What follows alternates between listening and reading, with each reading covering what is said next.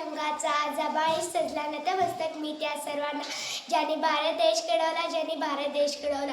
सन्माननीय व्यासपीठ, वंदनीय गुरुजन वर्ग आणि माझ्या देशप्रेमी बांधवांनो, आज 26 जानेवारी आपला भारतीय लोकशाहीचा आणि संविधानाचा विजय दिवस. आजचा दिवस केवळ सुट्टीचा नाही तर आपल्या जबाबदारीची जाणीव करून देणारा दिवस आहे.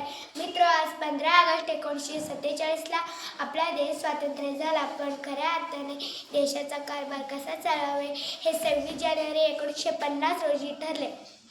याच दिवशी डॉक्टर बाबासाहेब आंबेडकरांनी लिहिलेला भारतीय संविधान लागू झाले आणि आपण खऱ्या अर्थाने प्रजासत्ताक झालो. प्रजासत्ताक म्हणजे काय तर प्रजेची, प्रजेसाठी आणि प्रजेने चालवलेला सत्ता.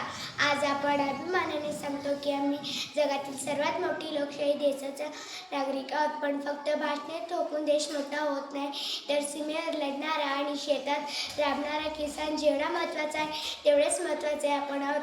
आजच्या दिवशी स्वतःला एक प्रश्न विचारला पाहिजे, मी माझ्या देशासाठी काय करतो? फक्त सोशल मीडियावर स्टेटस ठेवून देश शुद्ध होत नाही. रस्त्यावरचे कचरा उचलणे हे देशप्रेम आहे. पाणी आणि वीज वाचवणे हे देशप्रेम आहे. संविधानाचे आदर करणे, कायद्याचे पालन करणे हेच खरे देशप्रेम आहे. बांधवांनो, आपल्या देशात समस्या नक्कीच आहेत, पण त्या सोडवण्याची ताकद तुमची माझी मनगटात आहे.